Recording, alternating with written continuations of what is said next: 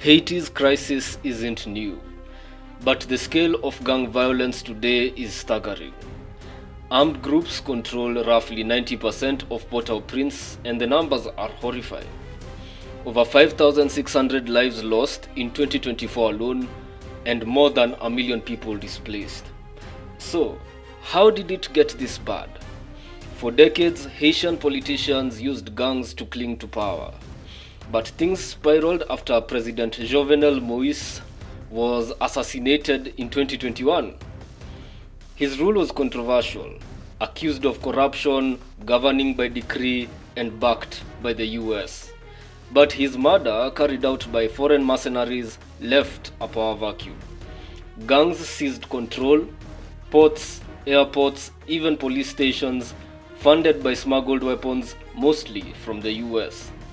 They ran extortion rings, kidnappings, and now they're the de facto rulers. And that's where Kenya comes in. Kenya is over 12,000 kilometers away from Haiti. So why is it leading this mission? On paper, Kenya's President William Ruto says that it's about global leadership, stepping up as a peacekeeping force. But the timing is interesting. Just as Kenya deployed troops, Ruto made a high-profile visit to the US, the first by an African leader in 15 years. The US has pledged $200 million for the mission. And let's be honest, America has a messy history in Haiti, from failed occupations to UN scandals and a legacy of mistrust.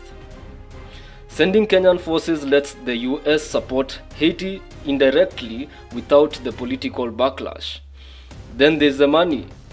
Kenyan officers in Haiti earn much higher allowances than back home, though pay delays and poor equipment are causing frustration. And yes, there's speculation about Haiti's untapped mineral wealth: gold, copper, and maybe oil.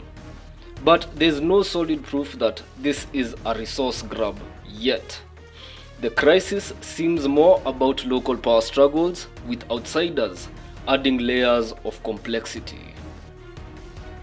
In the last 3 months, Kenya's forces have had some wins. They've reopened Port-au-Prince's airport and seaport, getting aid to 5.5 million Haitians facing starvation. They've cleared gangs from key areas like the General Hospital and a provincial electoral council. This is a small step towards stability, but the challenges are massive. The mission is severely underfunded, with only $85 million of the needed $600 million, which has come through. Some Kenyan officers are stuck in Nairobi because there's no space at their base near the airport in Haiti, which is practically surrounded by gangs. Outdated guns, language barriers, that is Swahili versus Creole, and low morale are big problems. Some officers have even tried to quit over pay delays. And the violence, it's brutal. Gangs retook areas like Gantier just weeks after being pushed out. 2 Kenyan officers have been killed, 1 taken hostage before his death. Haitian frustration is growing too, with accusations that Kenyan forces are too passive, staying in armored vehicles instead of engaging. Now, the US and Ecuador are floating the idea of replacing this mission with a full UN peacekeeping operation. So, what's next? This mission raises big questions. Is Kenya here just because the US doesn't want to be?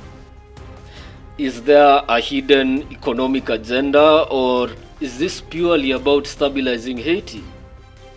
The truth is probably a mix. Haiti's crisis is homegrown. Decades of political chaos, poverty, and armed groups filling the void. But foreign involvement, even when well-intentioned, often complicates things.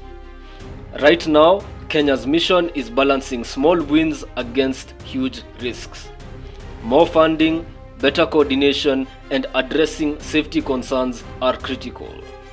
But with gangs still dominant, and debates raging over the mission's future, one thing is clear: there are no easy answers in Haiti.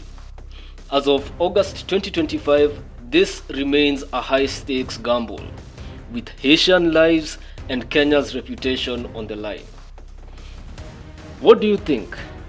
Is Kenya's mission a necessary intervention or a geopolitical maneuver? Let me know in the comments.